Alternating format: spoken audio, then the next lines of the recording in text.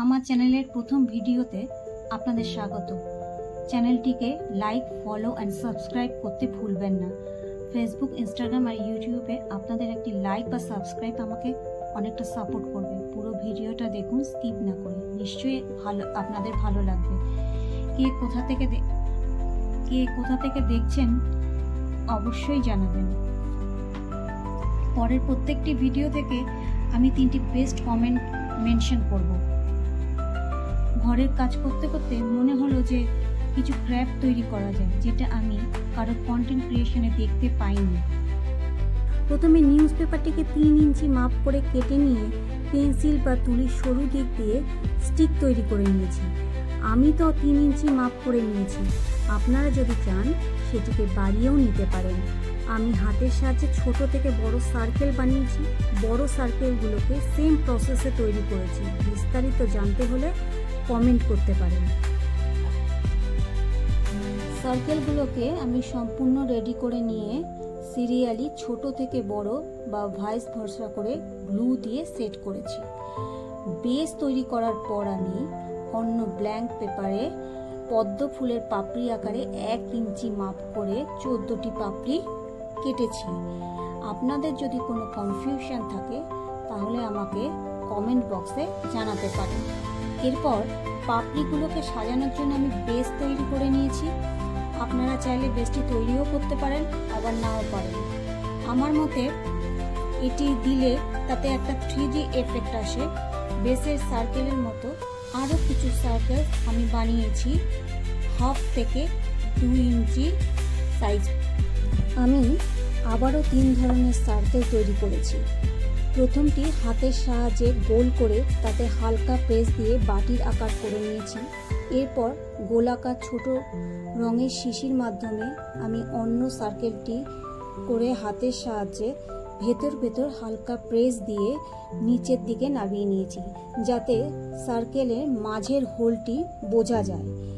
একইভাবে আমি অন্য আরেকটি সার্কেল করেছি, সেটিতেও হাতের হালকা প্রেস দিয়ে নিচের দিক করে নামিয়ে নিয়েছি, যাতে সরু অংশটি নিচের দিকে থাকে আর বড় অংশটি উপর দিকে থাকে।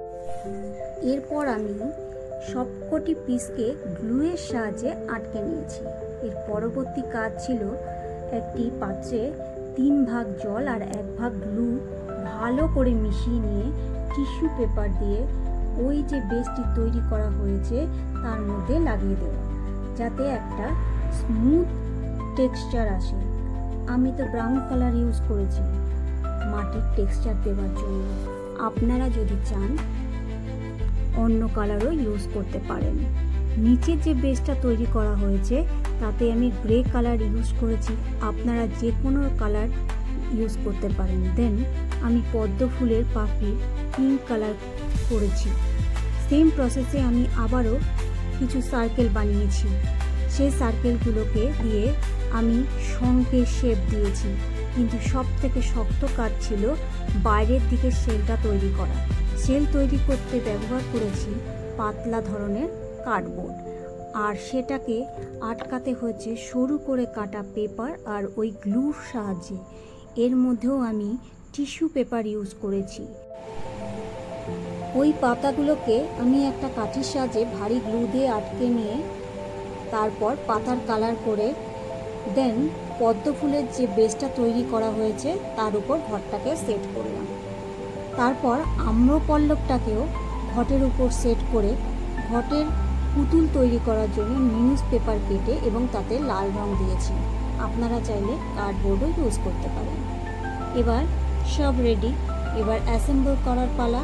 প্রথমটা বেস, পদ্মের পাপড়ি আগেই সেট করে রাখা হয়েছে। এরপর ঘট বসানোর পর আরও যে পদ্মের পাপড়ি ছিল উপরের অ্যাঙ্গেল করে লাগানো হয়েছে। আম্রপল্লব যেহেতু ঘটের উপর বসানো হয়েছে, তারপরের আইটেম হলো শঙ্খ। আমি শঙ্খ দিয়েছি, আপনারা ডাবও দিতে পারেন। শেষের কাজ মালা।